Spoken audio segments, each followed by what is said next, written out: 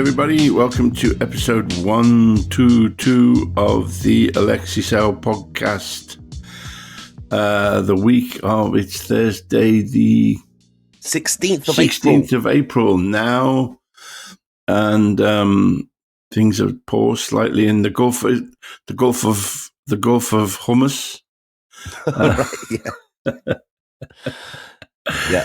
Which is where the world's, and that's being held up. Obviously, the Iranians are bombing the so named because that is where all the world's supplies of hummus come from, and so Turkish mezza restaurants are running very low of hummus, and substitutes are being served: liver pate, porridge. They're going to be started at the Waitrose riots. Yes, people in Waitrose are freaking out, rioting because they can't get the supplies of what they're going to do for their weekend dips for their book groups and for their parties, because the Straits of Hormuz are completely blocked by the Iranians.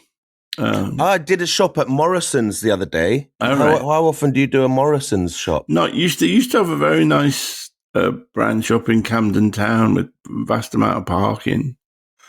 Ooh. They closed it down, sold off all the land for housing, I think, and now there's a shitty one near just by the Roundhouse where we're doing our. Are we announcing that yet? No. Oh, fuck it. We're going to do the Roundhouse, 2nd of August, matinee. Live show. We won't go all the way and announce the guest just yet. Right. But we got a very special guest. All right. Anyway, that would be where we'd go for our if supplies of hummus. Yeah. So anyway, you went. What did you think about Morrison's? I've been a few times and I'm always pleasantly surprised. It's good. It's really nice, and it's not as expensive as your Sainsbury's or whatever. No. But the hummus was very good. The hummus was very good. The hummus what would be your list of supermarkets? Because I have to say, well, mine would probably be number one, Booths, which is a northern chain, of course, and there's one near our relatives in Ormskirk, which I just think is fabulous. It's the Waitrose of the North, isn't it? Yeah. There's one and in then Knutsford. My number two would be, I have to say Waitrose, really, because my local one. Number three, I'd say that Asda we like. Yeah, the Old Kent Road Asda. Yeah, the Old Kent Road Asda and Asda in general. We should get matching Old Kent Road Asda tattoos. Yeah. You and me. Our cars, both of our cars. You're my Vauxhall, your, what is it? Citroën parked in the Asda petrol pay as you go petrol station. I'm with still the diesel around. price and the petrol price. I'm still running on the because I don't really go very far in my car. I'm still running around on diesel I bought before the tax on the Straits of Hormuz. This is how the war affects us. Yeah. I filled up my car and haven't touched it. I've just left it there in case I'm waiting for Armageddon when I have to flee to the countryside. Yeah. It's not beyond the bounds of possibility. So I'd say Booths, so that's a bit of an affectation because obviously I only shop there once a year. Waitrose, then Asda. And the German ones, I've got I always get Lidl and Aldi mixed up, really. So I'm not sure about them. Lidl has kind of gone up its own arse, and it's I think it's a bit hoity-toity now. Is it? Aldi is where it's at. That makes my top three. All right, okay. Aldi. See, your list is quite bourgeois. I know. Well, I'm not trying, but I'm not trying to hide that. I can't. I'm not going to pretend. Yeah. Bring your Aldi shopping bags bring your Costco shopping bags to Waitrose. Yeah. But my bourgeois choice is Sainsbury's is in my top three just because it's my local. Yeah. But just because if you got this turned into an advert, but if you got the Nectar card, it's outrageous. And all the supermarkets obviously have their own members club or whatever the card is they have, which just kind of gains you access to prices that makes your shop so much better. Yeah. But the Sainsbury's, the Nectar deals on Sainsbury's are what keeps bringing me back, to be honest. Really? Linda handles that. But the fruit and veg, you'd expect it to be better, but it's not amazing. Aldi has amazing fruit and veg. Morrison's is top notch, and their deli, their nice homemade like cheeses and hummuses and olives is nice. It's climbing the ranks. In the one in Camden Town, they had this thing where it blew a kind of mist on the veggies, over the veggies. I'd never seen that before, and they took it out pretty quick. They obviously the clientele reacted badly to it, which I thought really was a critique of the people at Camden Town. That's weird. Yeah, making their fingers pruny. Yeah, but I thought it was just such a nice, effect. And the Morrison's, our local one in Camberwell, has its own butchers and fishmongers, which is just, it's so much better, isn't it? When you can, yeah, I'd go. I mean, I'd see Sainsbury's would be my least favourite out of the 5. Really. It's the locality for me. Yeah. And I used to go with my dad every weekend to Sainsbury's growing up. So there's a bit of nostalgia in it for me. But it's wearing off. The locality really does it for me. And we, and you mentioned, and I was going to, because I brought up my Vauxhall, something weird happened. I got something in the post. Have you ever had this? I've got a 2007 Vauxhall Astra. Yeah. And I got a letter from Vauxhall in the post. Product recall. Yeah. And they're going to change the airbags because they're deadly, apparently. Yeah. I've never seen that. I've never had a product. You think with Citroen, because they're pretty shunky, that you would have a product. I've never had a product recall now. You're lucky, I guess. I guess I'm lucky. But then they couldn't give me an appointment for like 3 months. I'm like, what? I'm driving in this death trap. Yeah. I can't find the letter right now, but it's all letter-headed with the red Vauxhall logo. Yeah. Really weird. No, well, congratulations, you're special. Thank you. Thank you very much. I suppose well done to Vauxhall, now part of the Stellantis combine for tracking you down, I guess. Stellantis? Yes, they're part of Stellantis. Vauxhall, Opel, obviously, Fiat. Renault. No, Renault's not part of Stellantis. Peugeot, Citroën. Oh, they part? Oh, yes, Peugeot, Citroën are part of Stellantis. Yeah. Dodge. Oh my God, yeah, Chrysler? Chrysler, yeah. Wait, Stellantis owns all of these brands? Yeah. What the hell?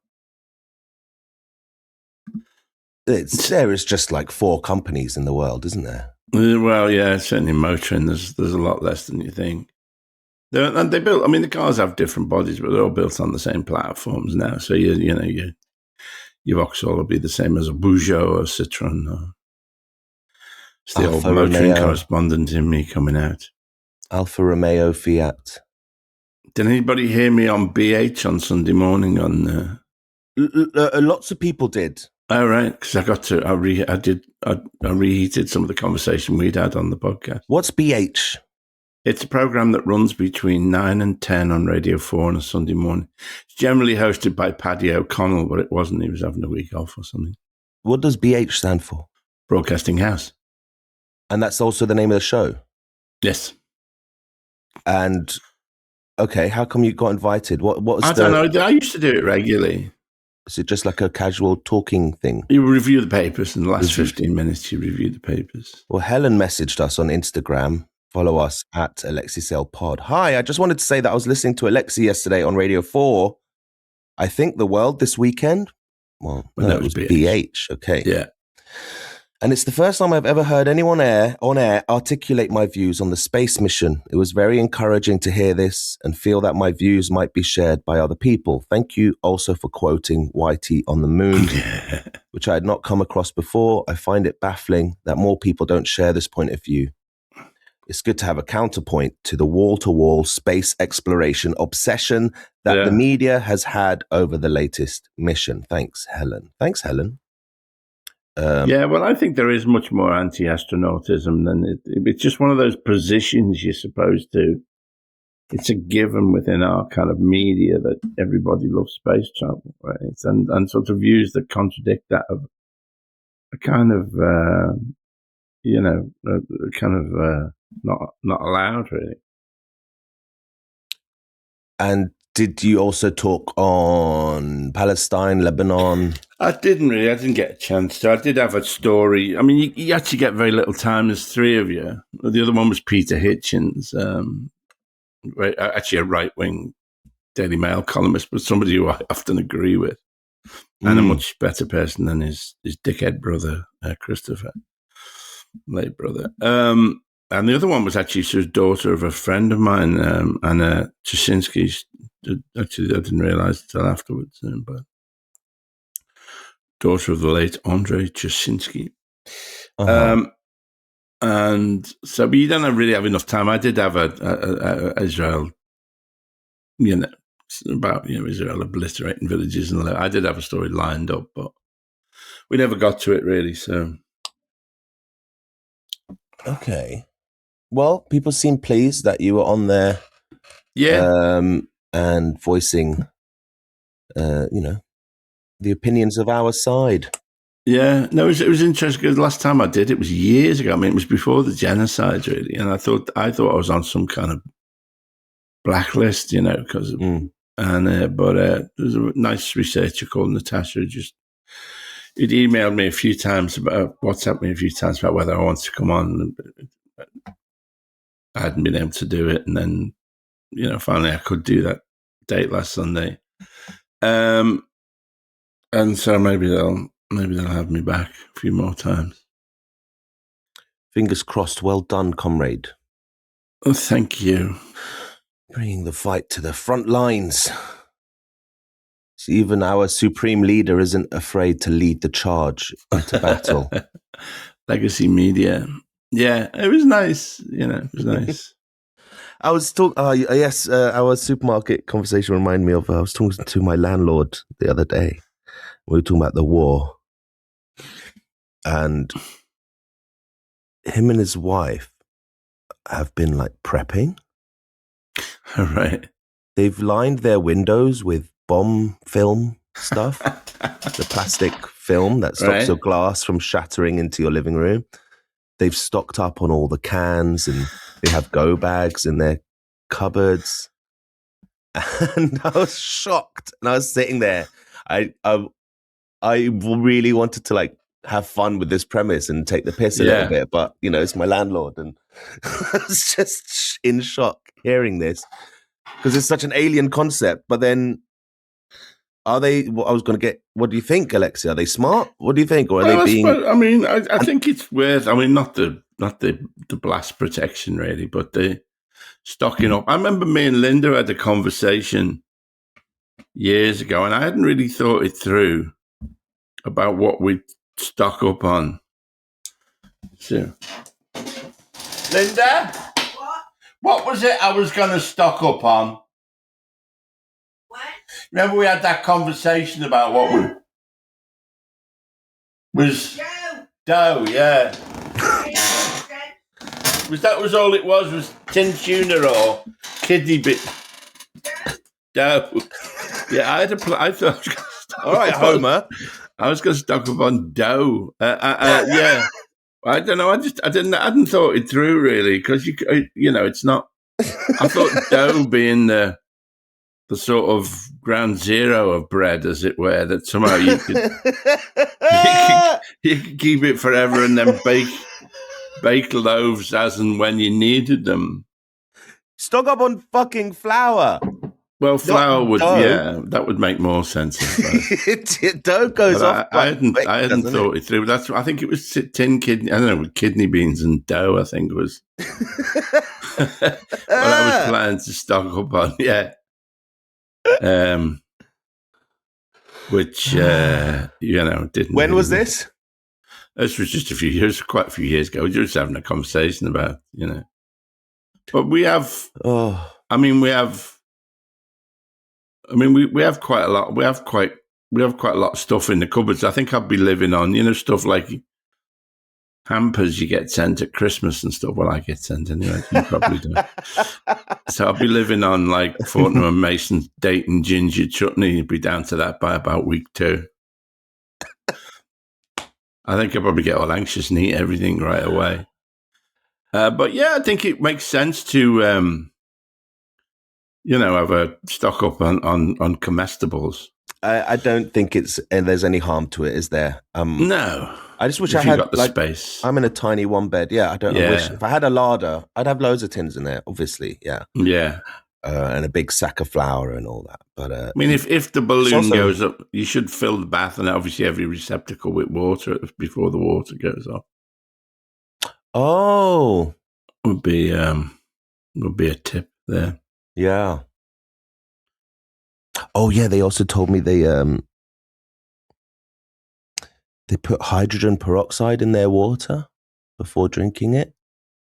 Well, that doesn't sound like a good idea, but I said, "Isn't that bleach?" And they said, "No, it's not bleach." I was like, "Okay," but it doesn't sound. There's too many. If something has an X in it, I'm not putting it in water, basically. No. But yeah, there was apparently water issues in their area. Okay. But yeah. Especially the thing is a weapon anyway. We haven't. I wish I had the space. Yeah, if we're in America, everyone gets, and you don't live in a big city, and even here, if you're in the countryside, land is a lot cheaper, isn't it? I'd love to have a fucking little house in the country and have a shed full of guns and cans and go bags. Okay. Yeah. Oh. Yeah, maybe we should build a little bunker in your patio. Yeah. Right. No, I think I'm not letting you in. Okay. That's that topic. Well done on BH. Thank you. Supermarket booths, and that's sort of booths. That's an affected choice, but then would be Waitrose. I'm not going to lie to you people. I mean, I'm honest. I'm going to say Waitrose because that is where I do most of my shopping. Waitrose, and then we got some good little. I mean, they flourished during COVID, didn't they? The little corner stores, really. We've got some excellent ones on the Gray's Inn Road. Yeah, good for your bits and bobs. So, of course. So number 2, general South Asian run convenience store. Waitrose. Did I say Waitrose? You've said Waitrose a few times. Asda, and then the Sainsbury's at the bottom. Is the bottom of my list. We had quite a funny conversation. I've been trying to actually get it. There's a big near my mum's on Park Road. There's a gigantic 24-hour Tesco's. And I was thinking about this the other night. There was my mother towards the end of her life. Obviously, had incontinence issues, and I remember being in Waitrose 1 a.m. or something in Park Road, buying like plastic bags and disinfectant. It looked very. It looked very suspicious, really. But the other thing was, I had a conversation with my friend Harry, my late friend Harry, and he said that Tesco's was actually built on the site of a big hospital in Liverpool, which I didn't know, in South Liverpool. And he said, my father died in that hospital. My father died in that Tesco's. Sort of interesting way to say it, really, Jesus. And somebody else who was with us said, yes, I had a miscarriage in that Tesco. Clean up on aisle. Yeah. But I don't know. I've never been able to make it work as a kind of idea, really, but there's something, that the spirits of what used to be there and still inhabit the Tesco's, I don't know. But, yeah. You ever seen a dead body? I have, yeah. Well, I saw my mother's dead body, but also I was on a number 30. Yeah, have I talked about this? Talked about someone. I was on number 30 years ago with the old route master, and I sort of saw a man sitting in the reflection of the glass. I said to them, that man's dying. And he was having a heart attack, and there was a Jamaican nurse, and she got him on the long seat, at the back, 4 seats, was thumping his chest. The bus stopped. But he was clearly dead. And everybody just legged it off the bus. Didn't hang around. This poor man's wife was there. Oh, God. Yes, and then also I remember I think I was still with my parents, we were sailing out of Boulogne or Calais, and they were pulling the dead body out of the harbour there. So, yeah, why did you, yeah. So, yeah, I've seen a few dead bodies. Yeah. We watched them. I just thought of it. I know you mentioned the dead, but yeah, I know. I thought of my first dead body. I was like 6 or 7. Vague memory at the Brentford Leisure Centre. A vague memory of this blue figure just floating in the pool. And my dad really? Picking me up and taking me to the changing rooms, but I was obviously being carried by him, so I was looking over his shoulder. Yeah. And just saw the staff fishing him out with the net on the long pole, getting his body over to the edge. Somebody had a heart attack rather than drowned. I guess. I don't know. He was blue. Right. Cyanotic, I think. Yeah, it's always that's it's real life. It's the real life that we're all numb to, Yeah, yeah. Sorry for bringing that up. What were you going to say? Yeah, that's it's going to be a real downer of a podcast, isn't it? No, we got that supermarket chat in there. Yeah. Pretty upbeat. Yeah. But does Peter Crouch still? I watched a fucking ad break the other week. Yeah. But all the fucking adverts in all of them featured Peter fucking Crouch. In every single one, he advertised his fairy fucking washing shit, and then he also advertised some car. It was just all wall to wall Peter fucking Crouch. Well, he retired from football quite young, didn't he? And it's he's done well for himself. He's got a podcast, doesn't he? Is his podcast still popular with his wife? I can only imagine so. I don't know. He's from my neighborhood. Is he? In Ealing, yeah. My brother mugged him once. When they were teenagers. Admitting that. Fuck it. They were teens. They played football in the park. I think my brother took his lunch money or something. That's why he obsessively makes money now by polluting the ad breaks. His sister went to my school and he would pick her up in his Ferrari or whatever. Yeah. Like this tiny car. And you could see his knees through the window. Was she very tall as well? She was taller than average, yeah. Yeah. And she looked like him with blonde hair. Right. But nice, really nice girl. And he does all the gambling ads as well. And there's lots of gambling ads that are infuriating and just seem to be just wild evil. With a band, just everywhere. Yeah. More than ever. And there's a story there? I don't know, but I heard that it's something to do with a government payoff or something. They've lowered restrictions on them or something. Do you know anything about this? I don't know. I know that, Keir Starmer's election campaign, where he refused to reveal the donors until after he'd been elected the leader of the Labour Party, that the second biggest contributor was were pro-Israel fanatics, people like Sir Trevor Chin. But the largest, I think this is true, the largest amounts were donated by gambling interests. So make of that what you will. Well, yeah, but the Labour seems like, looking at the news, Google search here, Labour seems to be wringing their hands about it, but not doing anything. They're saying there should be restrictions. Oh, absolutely. It's and it's it's another tax on the poor, isn't it? You don't get Paddy Power shops in fucking Virginia Water High Street, or no. We get them in vape shops and bookies in poor people's areas. It's a plague on the ball. Yeah. It's really wrong. All right, Richard on Patreon asks, support the show, please. Go to patreon.com / alexeisaylepodcast.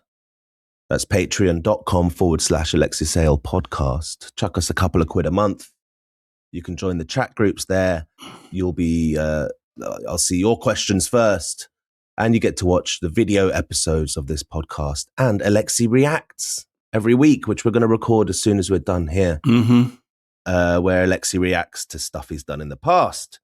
And they're really fun little video episodes. Richard asks in the chat, were Radical Posture an actual band? Not really. What's sort that? Of they used to. Well, they were. It varied. It's the band. There was a couple of friends of mine, Ari Bogdanos and Jim Bamber, who supported. We're in a band called Studio 2, I think they were called, who supported me on tour, and then they would back me. For I would Dr. pretend Martin's that they were a Marxist, and Dr. Martin's boots on the young ones, Jim, and they're augmented by my dear late friend David Stafford. Right. So I used to pretend they were like a Marxist funk band or something like that, but they only existed really, in my imagination, as it were. They never really existed outside stuff I did. They must have had their own band, or they were session musicians. Well, Jim and Harry were a band for a while. Yeah. What's the gag there? Radical posture. What am I missing? It's a kind of. I don't know. Really, it's just a radical posture. I don't know. That was it. Really. That was the gag. All right. Yeah. Seemed funny in the 80s. Posing as radical. Yeah.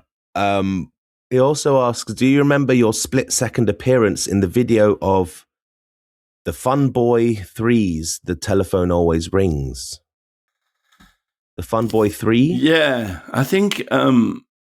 the telephone always rings? I think that was one where I just got back from Australia and I had terrible jet lag, and they rang up and said, do you want to be in this video? So I went, yeah, all right, and just sort of went round there and shot it. And then... They were your mates? How did they ring you up? Hey?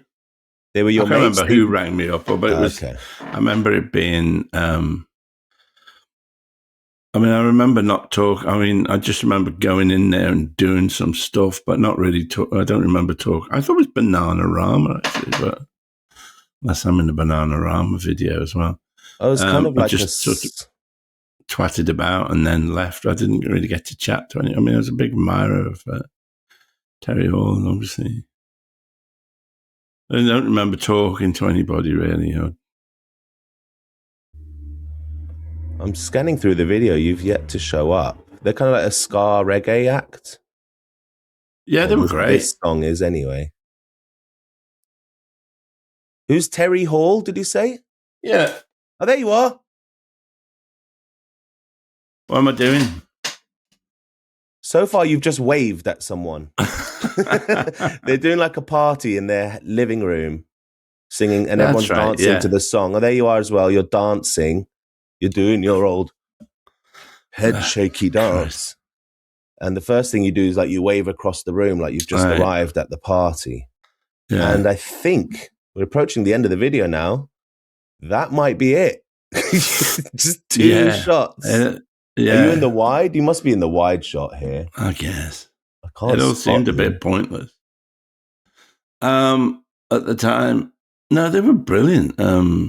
I'm trying to think of... Well, he was the lead singer of...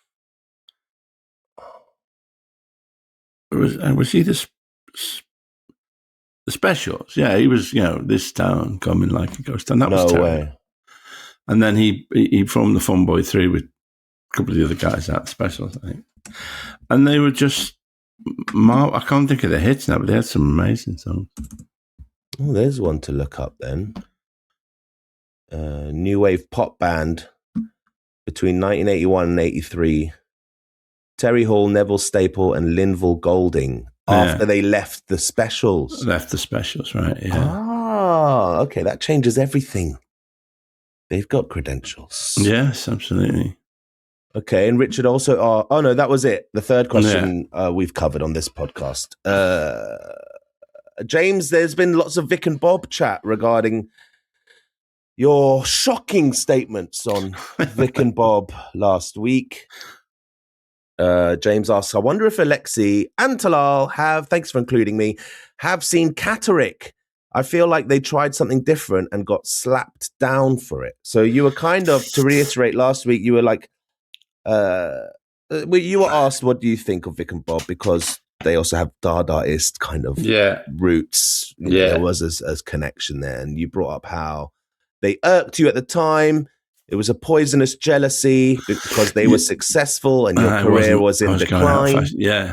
And you also felt like they would do the same joke all the time, every time. But you did really like them when they first started out. However, I told you that was me growing up and loving them to bits. And you said, don't trust anything I say. I was probably just really jealous.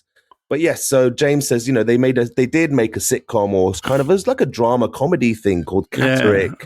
I don't know. You don't know. You don't remember this show. I remember it. I remember it being on. I didn't watch it or anything. And I've got nothing interesting to say about it. But this idea, though, that they did try something else, and no one really bit. No, said, keep doing the thing we like you for. Yeah. Oh, that's what I was going to say. Yeah, you know, I talked about how, obviously Paul Whitehouse and Bob Mortimer have got this fishing thing, and that's very successful. Yeah. I hope when me and Nigel did Celebrity Antiques Road Trip that would somehow lead to me and Nigel doing something together, Yeah. Getting a bit of that. But I see now fucking Adrian Edmondson has got a bird watching show with, can't remember who. So Adrian's scooped us. He's found a thing. Sam and Aid go birding. Yeah, with Sam West. It was, I think, Prunella Scales and son. I think it was being very good on Palestine, I think. I don't know, although I don't see him doing much lately, but I remember seeing him at things in Trafalgar Square a while back. But yeah, Adrian's got a bird watching thing. So me and Nigel have got I'd share no interest in, but and have no chemistry. You got to make one up. On-screen chemistry. No chemistry. No on-screen chemistry. The Alexei, Nigel, and Lisa Watch the Young Ones, which there are 2 episodes of on our Patreon. You've got good chemistry there, you and Nigel. But maybe Lisa is the factor that brings it out of you guys. Yeah, maybe. Yeah. I know she had like the energy, and she was physically sat between you, and she had she had all the memories and the catalyst, the things that made you come out of your shells a bit. Right. Maybe we need a threesome. Maybe we need hair as well. Right. Then we have to. Somebody could suggest. This is to the listeners. Somebody could suggest something that me and Nigel and maybe Lisa could fake an interest in, like fishing or bird watching. Send in your suggestions. Email us at alexeisaylepodcast@gmail.com. Message us on Instagram, alexeisaylepod, or most favorably, please join the Patreon, patreon.com/alexeisaylepodcast. And you can message us directly on there as well. Okay, look, we're over halfway, so let's get into what everyone is chomping at the bit for. Film Club. Film Club. Film Club. This week's Alexei Sales Film Club. Your favorite weekly segment is 1958's Touch of Evil, written and directed by Orson Welles. It is a adaptation of the novel Badge of Evil. Badge of Evil, thank you very much. And also starring Charlton Heston, or Charlton Mexican, as I call him, and Orson Welles and Janet Leigh, the wonderful, beautiful, talented tragic role of Janet Leigh. Who cares? Touch of Evil, 1958. It's okay. Can I give a quick summary of what it's about? Yeah, sure. Okay, you've got the Mexican narcotics officer and his newlywed wife, the Vargases, Mr. and Mrs. Vargas, are on their honeymoon, crossing the border from Mexico to America when a car bomb goes off, assassinating what was his?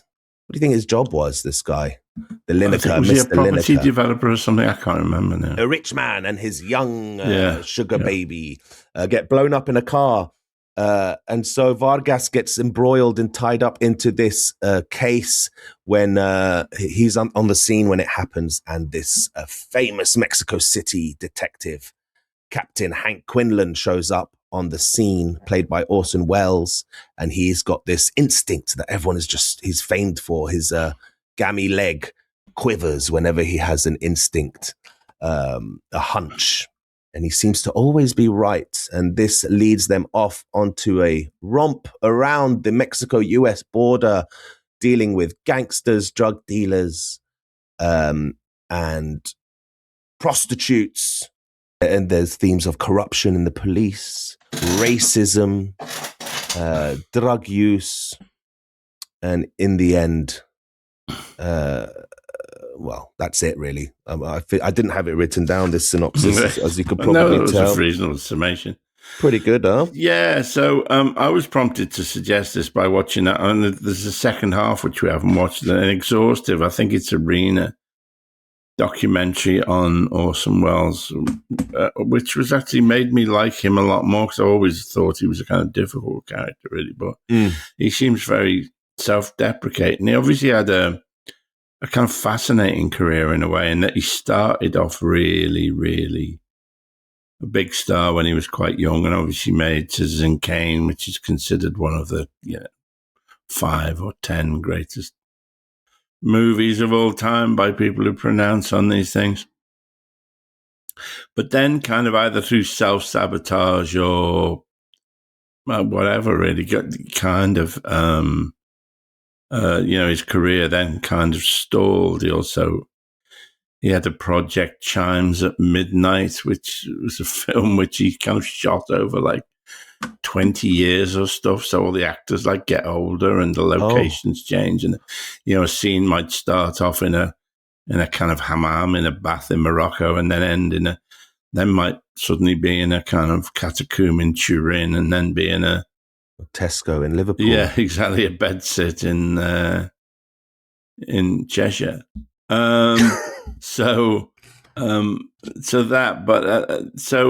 But I think Charlton Heston, so at a low point in his career anyway, Charlton Heston, I think, had this project and insisted that Orson Welles both direct and write it. And it is remarkable for several things. First of all, there is, which was then unheard of, there's a 3-minute tracking shot, a single shot, in which you see the bomb being planted in the boot of this car. Then they get in it, and then they drive, across to the Mexican border, and they're stopped. And it's also interwoven with a lot of crowd action, and also with the camera moves around a lot, I guess, on a crane. Yeah, so it's very smooth. And you see other bits of dialogue with Charlton Heston and his new wife, Janet Leigh, all in this single shot. And then the car pulls up at the border, and this conversation, and then they go into it, and then the car go back into the United States, and then the car blows up in a separate shot. But it's the longest tracking shot in the history of film up until that point. And obviously you couldn't fake it. It had to be done. And I know there's a story, I think, that Wells tells, that the border guard kept getting his lines wrong. And if you look, it's actually dawn.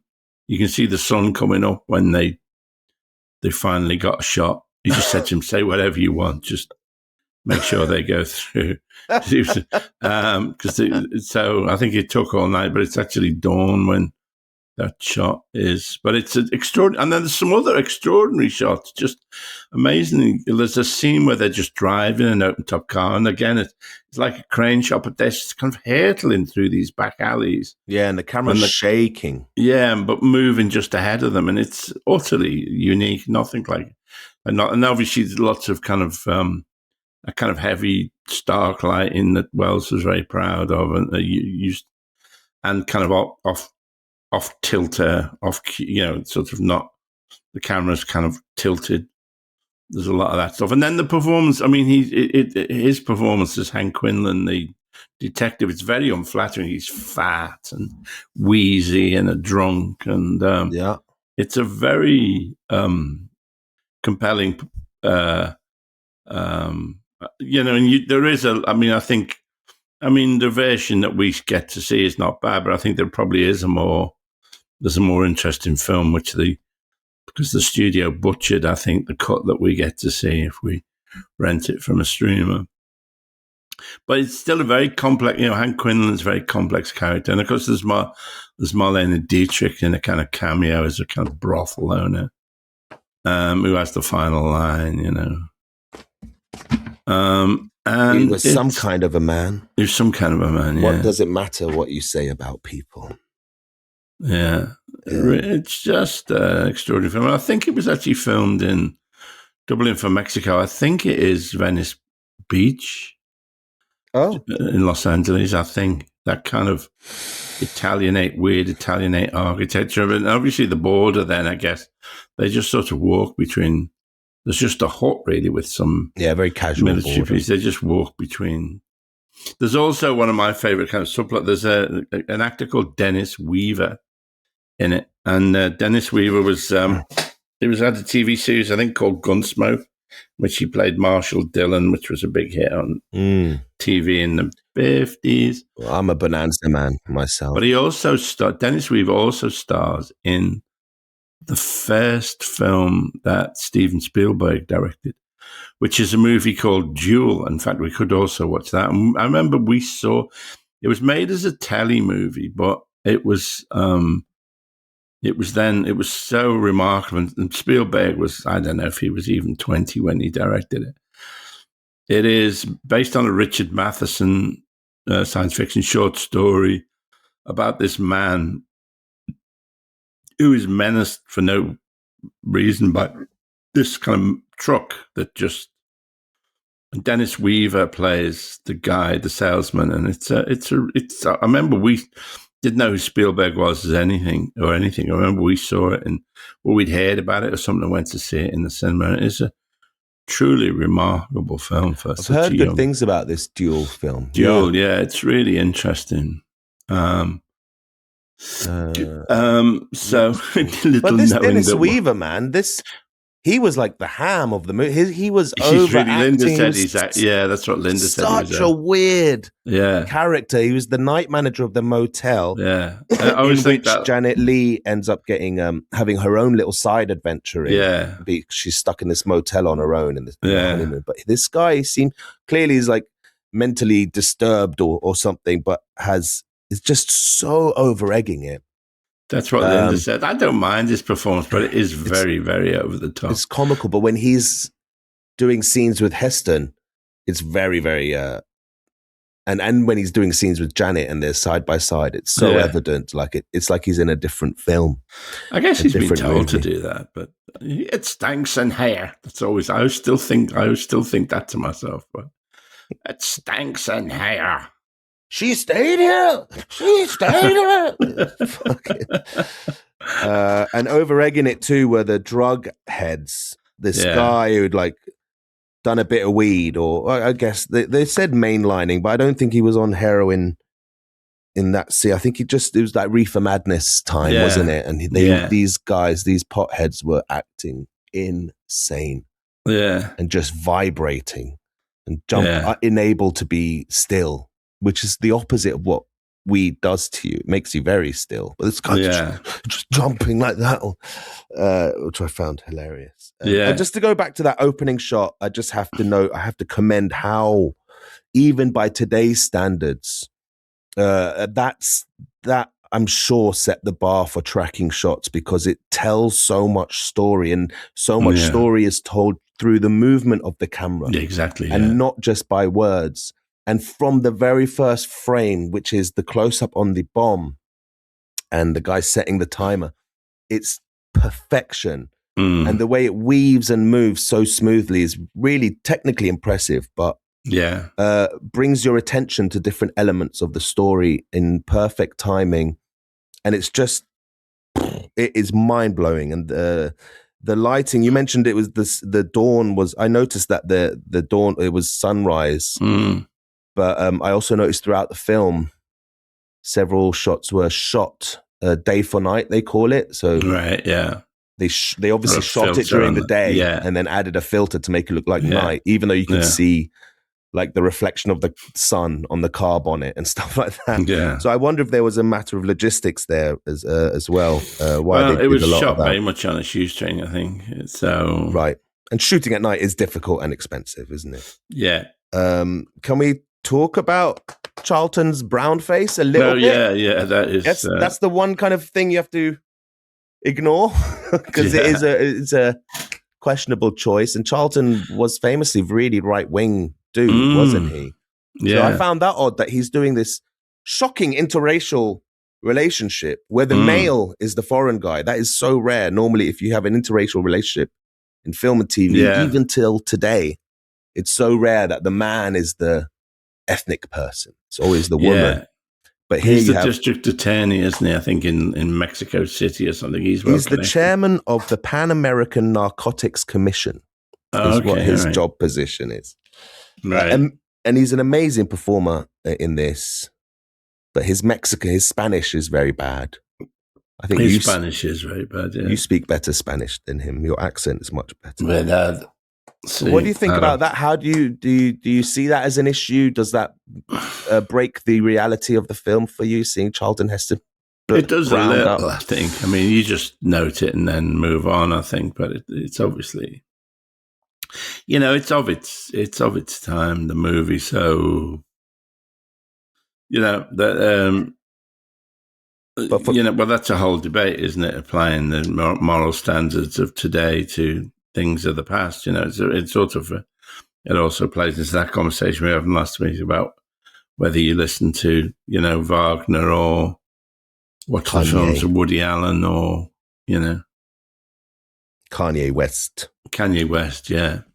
But the fact that he's such a right-wing person, Charlton Heston, he was famously, he was he would have been a MAGA today, but here he is portraying a Mexican with a beautiful white American wife, being the hero of a movie. Yeah, I don't know whether I don't know much about him, whether he became more right wing in later life, or whether he was. Oh, that's a good point. I mean, the fact that he was friends with Orson Welles, who was not.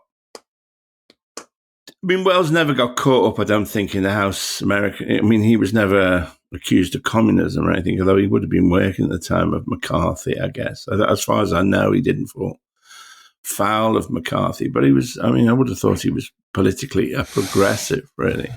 And this would have been his Hollywood lovey-darling years, wouldn't it? He would have just been...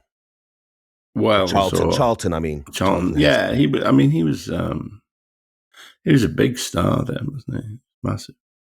I was annoyed at him for leaving his wife alone in that motel for so long. It's really... it does make you kind of anxious, doesn't it? Because he is he drives past her at one point and she's shouting at him from the hotel room and stuff. Yeah, it doesn't entirely make sense, things that happen there, but it's maybe in the longer cut everything is explained. So you mentioned Orson's directing style, and it is groundbreaking. It's outrageous that he existed at the time he did.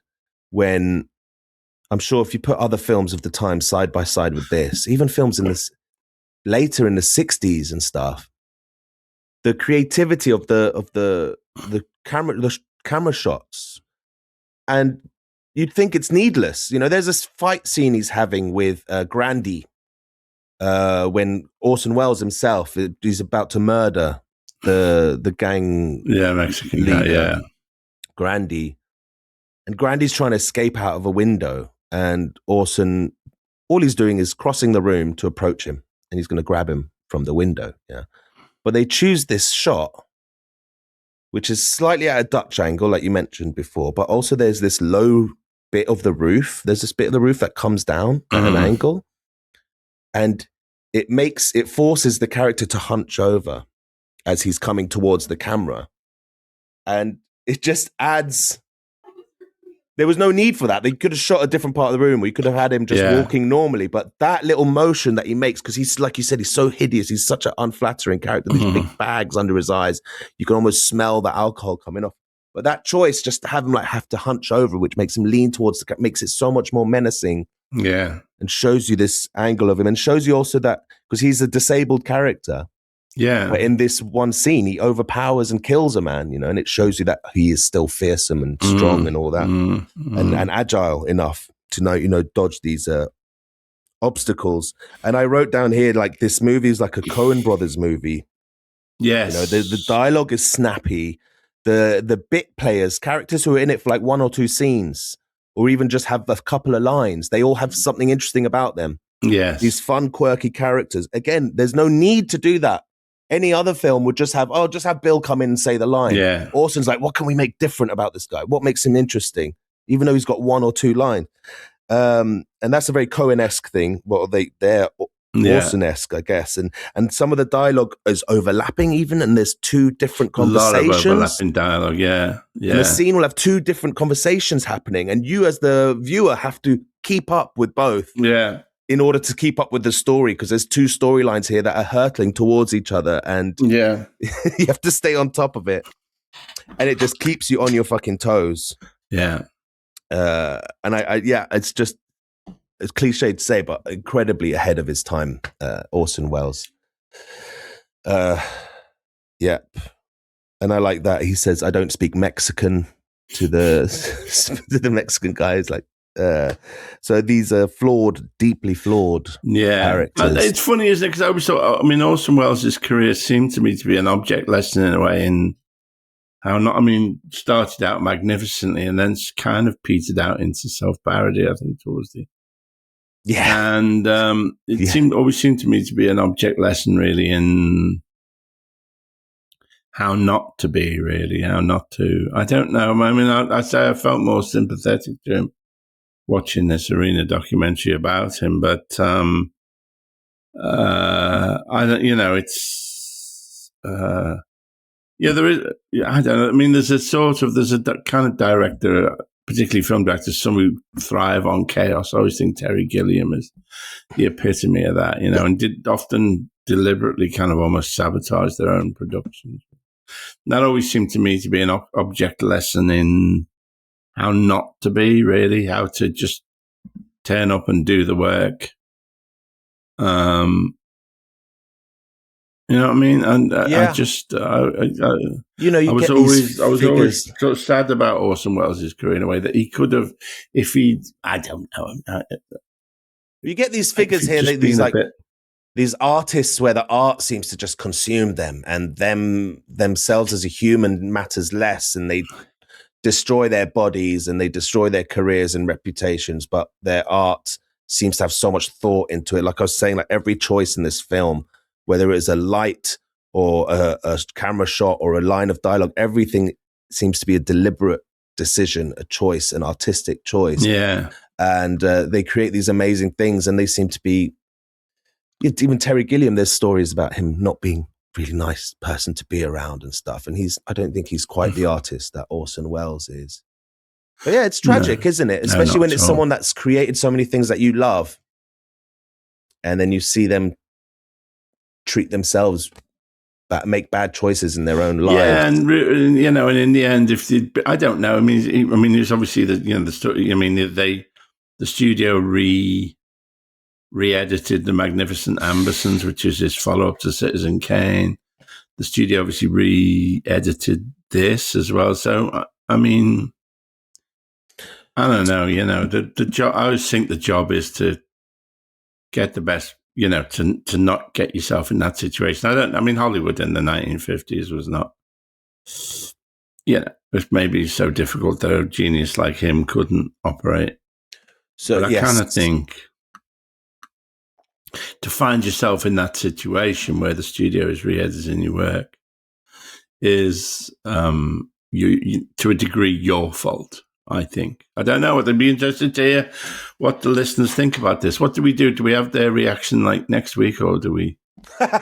I'd be interested to hear what people think about we it. Had Ian just ordered a 4K disc of Touch of Evil restoration cut. Oh, right. That's dedication. Omar's watching the restoration cut, was watching it.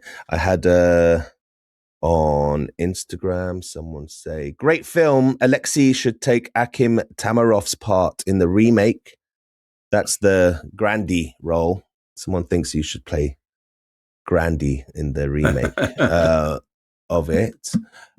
Did I get any other messages regarding Touch of Evil? Dr. Nick. Touch of Evil, brilliant. Your future is all used up. I loved that line as well. I wrote that down. He goes, can you read my future? She goes, you don't have any. Your future is all used up.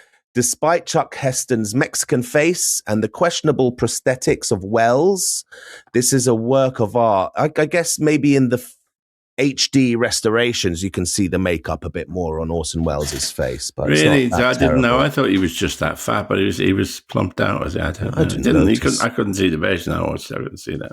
I'm not sure which version I saw. On IMDb, it did mention something of it said it's like an uncut version, but I don't know if that's the 1998 restoration. I'm moving away from this message now for a second. On IMDb, it says a new version running 111 minutes has been restored by Universal and debuted at the Telluride Film Festival in 1998. It had been re-edited according to Orson Welles' original vision, outlined in a 58-page memo that the director wrote to Universal studio head Edward Moule. In 1957, after Moule took editing out of Welles' hands... In 1957, after he took it. So the original film wasn't like how they didn't edit Orson Welles' version. They just didn't let him edit it full stop. And they put out their studio version of it. Anyway, back to this message from Dr. Nick. Hi, Dr. Nick. One of those films Hello, everybody. Hello, Dr. Nick. One of those films where Dr. Nick Riviera from... The Simpsons. I still do that as well. Sometimes I say when I'm going into Kung Fu and everybody's waiting in the hall outside, and I go, hello, everybody. And then because nobody responds, I go, hello, Dr. Nick. Dr. Nick Riviera from The Simpsons. And the guy that did the voice, who I can't remember his name now. Hank Azaria. No, not Hank Azaria. It's the one who was shot dead by his girlfriend in a Phil Hartman. motel room. Phil Hartman, was it? Yeah. He didn't do Dr. Nick, did he? I think he did. But also, to correct you, Dr. Nick says, hi, everybody. Hi everybody, yeah. No, that's a Hank Azaria voice. Okay, so that's all crap. Phil Hartman did Troy McClure, amongst others. The President's Neck is Missing. Movies such as The President's Neck is Missing. Who is kind of a Charlton Heston parody. Troy McClure. Yeah. Every shot counts and stands out, says Dr. Nick. The cinematographer won an Oscar a couple years later for, do you know the film? No. Spartacus. All right. The sound design in the also last 15 minutes, incredible. Is it John? Yes, we need to talk about the final scene before we wrap up. We'll get back to that. Great acting all round and almost throws away cameos by Joseph Cotton, Marlene Dietrich. The plot is sort of beside the point. It's more the experience the film gives you. Yeah. And that's true of all noir, isn't it, really? Yes. I mean, there's that famous, what's the Philip Marlowe, the famous one? Long Kiss Goodnight. Long Kiss Goodnight, which is written by Raymond Chandler. Even Raymond Chandler said he didn't know what it was about. Or is it Big Sleep? And there's that famous scene which Tarantino stole or referenced where he opens the briefcase and just a bright light shines. I mean, it's a brilliant scene, just shines out of it. It's never made clear what it is, the MacGuffin, you know. Anyway, sorry, where were we? Yeah. he's just disgraced that this film didn't get any Oscar recognition. Now, about the ending. Now, we're coming up to the end. We should be finishing the podcast now. The ending of the film. I had a flashback to the Third Man as well, because Third Man ends on this big Ferris wheel, and Charlton Heston begins this final scene up in the tower of an oil pump. Right. And I thought the whole thing was going to take place up there, but he pretty soon climbs down. But Orson Welles likes using tall structures, it seems, at the end of films. I don't know. Right. Well, but Orson Welles didn't direct Third Man, of course. It was directed by Carol Reed. Oh, okay. Forgive me. He's just in it then. Yes. Oh, okay. My mistake. Again, another fucking black and white masterpiece. Noir. And there's classic. a cinema in Vienna that shows nothing but The Third Man. Is it? Yeah, you can go and see it anytime. We went when we were in Vienna a few years ago. We went, and they show it in English and then French and in different languages. That's all it shows is The Third Man. Because the film is set there. It's set in Vienna, yeah. And then we found ourselves just wandering around Vienna. We found the doorway. The first time that the Joseph Cotton character sees Orson Welles, he kind of emerges from a doorway in sort of out of the shadows, and that we found that doorway by accident. Of course, the script written by Graham Greene. Also, somebody you could have a long talk about. Okay, let's just quickly talk about the ending of this film. So, Orson Welles' detective gets back on the booze after 12 years sobriety. He's getting frustrated that Charlton Heston's character, who hasn't technically got jurisdiction on this crime, is getting involved in the solving of it. And so Orson Welles teams up with the gangster Grandy to fuck Charlton Heston up and frame a guy for the bombings. However, Charlton Heston does some digging and finds out that Orson Welles has been framing criminals or suspects for years and years, and that's his modus operandi.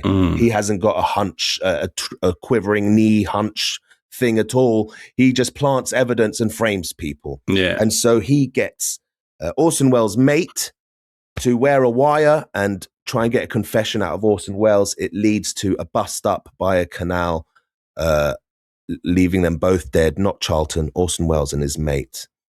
And then we find out, we didn't really cover Janet Leigh's storyline, but she's safe now. But we find out that the guy he was being framed confesses. Yeah, actually did at the very end, which does nullify the whole story, makes it all... That fucked me up.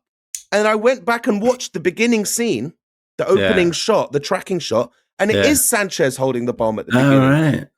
You can see it, it's him. He's even wearing the same outfit. I didn't know. I was like, what? The bad guy wasn't the bad guy. But he was a vile character. But yeah, that was messed up. Yeah, but that's very clever as well, isn't it? Really? Very clever. I think we should wrap it up there just because we've got to do a Let's See reaction. I'm getting a bit tired, so... But I would be happy to carry on this discussion next week. Of course, if you want to talk about brownface or blackface, there's also a version of Othello with Orson Welles as Othello, I think. I don't think I hallucinated that. And I mean, I think there is. I mean, as well as the terrible Olivier one. Am I ever going to find in my digging? Yeah, Orson Welles did do Othello. Am I ever going to find footage of you doing a blackface character? Or in some ironic 80s minstrel thing? Kind of, yes. I'm afraid. I think that the campaign against anti-Semitism and the Board of Deputies are sitting on this still. There's a bit in Stuff, which is a joke about continuity, as I seem to remember. And there's one very brief scene where I can't remember quite the gag, but there's one brief scene where I am in full kind of top, sparkly top. I am one of the black and white minstrels, so I'm in minstrel face, blackface, big white. Yes. So there is some footage out there of me in blackface. But it's not a joke about race, or it's a joke about continuity. But I do feel that when I run for president, when I run for Prime Minister of Britain or whatever, I feel that that's still me. I dread the day when that still is revealed. So I suppose I'm getting out ahead of it, like Melania Trump. That's the way to getting out ahead of that story. So that is the only. I did not mean to wear the blackface as a racial commentary. It was about continuity. When you run for Premier-in of the country. All right. Yes. Fuck me. Arena, the Orson Welles story, episodes 1 and 2 are on BBC iPlayer as well. I look forward to watching that. Send us your observations and notes and questions about Touch of Evil 1958. I fucking adored it. The ending shocked me. It was beautiful. If I was Charlton Heston's wife, I would never forgive him after that, but she goes home in his arms. Yeah. Again, she gets drugged and acts like a maniac. They exaggerate so much what drugs do to you. Big up yourselves. We got to go. Patreon.com/alexeisaylepodcast to see the video edition of our podcast and all else. All right, let's go film Alexei Reacts. Let's go. All right. Bye-bye.